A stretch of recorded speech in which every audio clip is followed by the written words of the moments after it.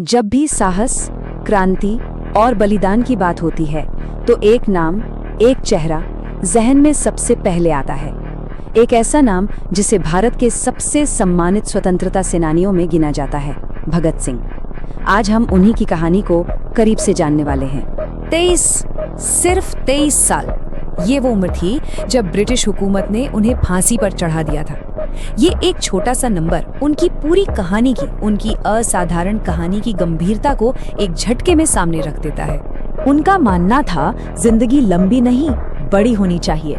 और ये सिर्फ एक कहावत नहीं थी, ये उनके जीने का तरीका था, उनके जीवन का सार था।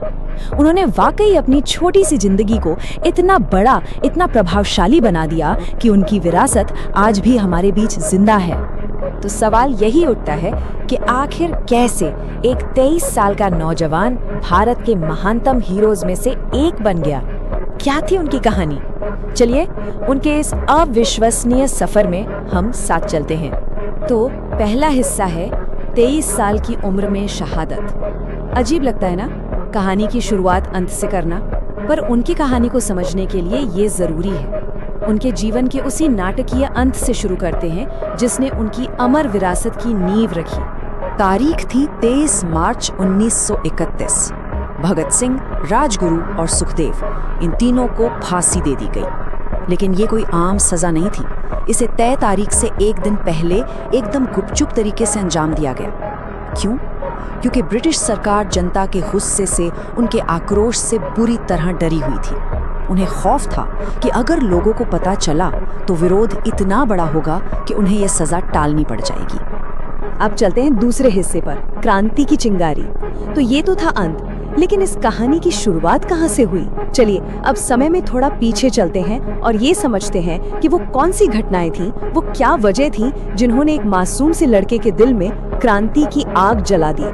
भगत सिंह का जन्म हुआ था 1907 में, एक ऐसे परिवार में जिनकी रगों में ही देशभक्ति दौड़ती थी। मतलब क्रांति की भावना तो जैसे उन्हें विरासत में मिली थी। एक बड़ा मशहूर किस्सा है उनके बचपन का, जब उन्होंने अपने पिता से बड़े भोलेपन से पूछा था कि हम खेतों में अनाज की जगह बंदूकें क्यों नहीं उगाते ताकि हम अंग्रेजों से लड़ सकें। सोचिए, इतनी कम उम्र में ऐसी सोच।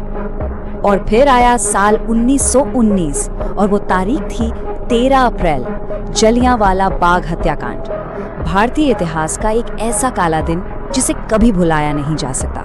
हुआ ये था कि ब्रिटिश सैनिकों ने बाग के अकेले दरवाजे को बंद कर दिया और वहां शांति से जमा हुए निहत्थे लोगों पर, जिनमें औरतें और बच्चे भी थे, अंधाधुंध गोलियां बरसा दी।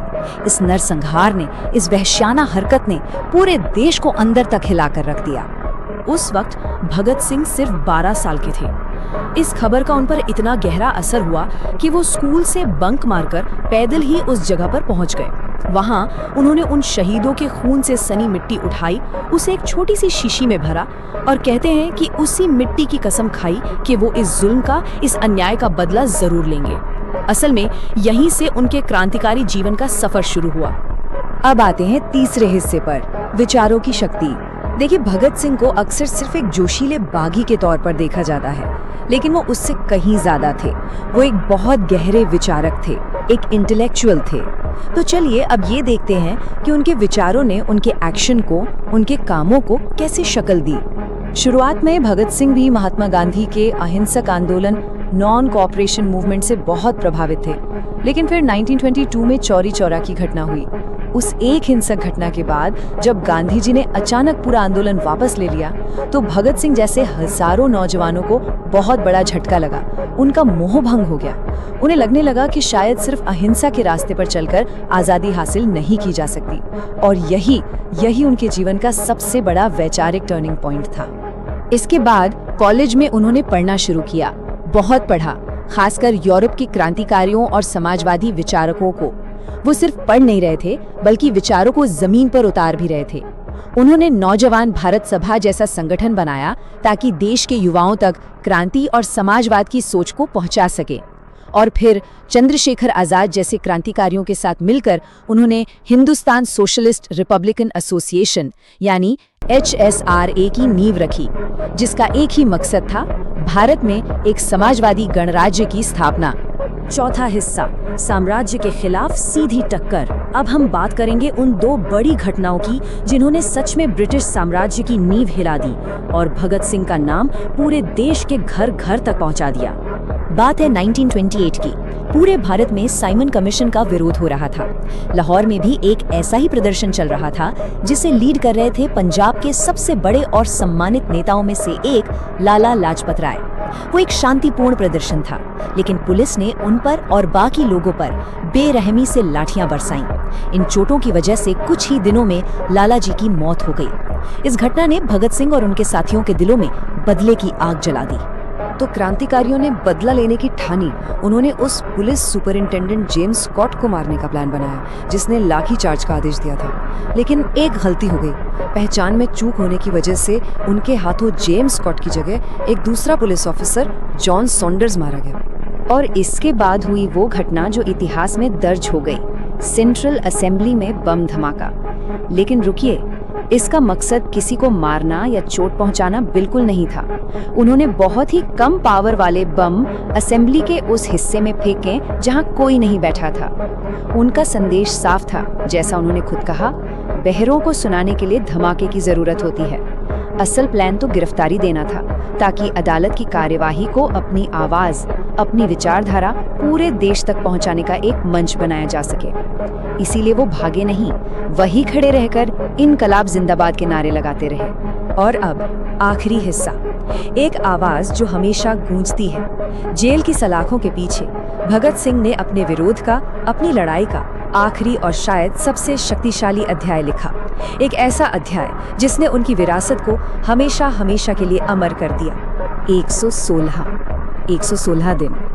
ये सिर्फ एक गिनती नहीं है, ये उन दिनों की संख्या है जब भगत सिंह और उनके साथियों ने जेल के अंदर अमानवीय हालातों के खिलाफ भूख हड़ताल की थी।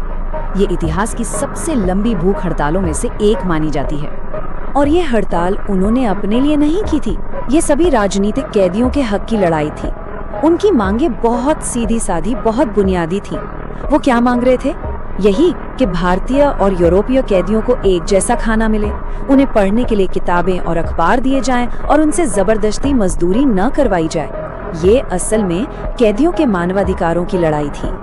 इस लड़ाई की कीमत बहुत बड़ी चुकानी पड़ी। भूख हड़ताल के 63वें दिन उनके एक साथी जतींद्र नाथ दास शहीद हो गए।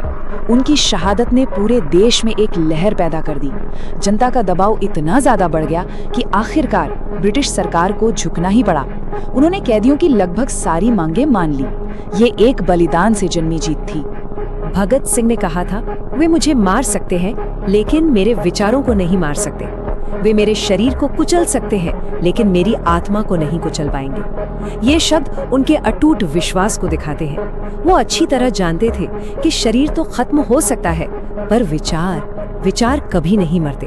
और उनके आदर्श आज भी हम सब के बीच जिंदा है। तो आखिर में सवाल वही है, आज के दौर में उनके बलिदान का क्या मतलब है? भगत सिंह सिर्फ एक शहीद का नाम नहीं है, वो एक विचार हैं, एक सोच हैं, एक ऐसी सोच जो हमें सिखाती है कि अन्याय के खिलाफ आवाज उठाओ, सवाल पूछो और एक बेहतर समाज के लिए लड़ो। उनकी कहानी हमें हमेशा याद दिलाती है कि बदलाव लाने की, क्रांति की चिंगारी किसी भी उम्र में किसी के भी दिल में जल सकती है।